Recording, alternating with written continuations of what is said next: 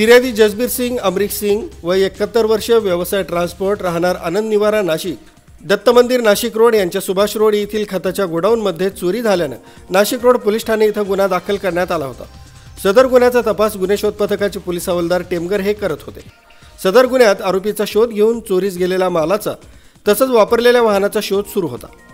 Nashik road police Thane हद्दीत गस्त करत असताना पोलीस शिपाई अरुण गाडेकर यांना गोपनीय बातमीदारामार्फत माहिती मिळाली की सुभाष रोड येथील गोडाऊनमधून खताच्या गोण्या चोरी करणारा इसम हा मालधक्का इथं आल्याची माहिती मिळाल्यानं मालधक्का देवळाली गाव इथं जाऊन संशयितास ताब्यात घेतला असता त्यानं त्याचं नाव आकाश रामचंद्र चिकणे व 29 वर्ष, राहणार रमाबाई आंबेडकर नगर, मालधक्का रोड, गुलाबवाडी, नाशिक रोड असं सांगितल्यानं त्याच्याकडे अधिक चौकशी केली असता त्यानं त्याच्या 2 साथीदारांसह गुन्हा केल्याची कबुली दिली।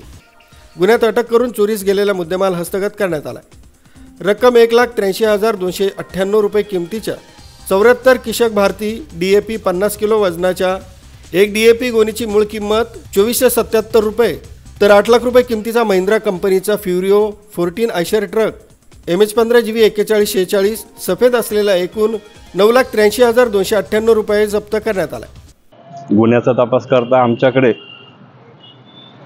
पोलीस शिपाई 204 गाडेकर यांना पेट्रोलिंग दरम्यान गोपनीय माहिती मिळाली की या सदर गुन्ह्यातील आरोपी हा अशा ठिकाणी फिरतो आहे।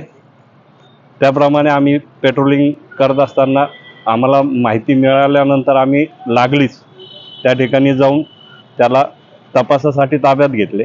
त्याला विचारपूस केली असता 1,83,000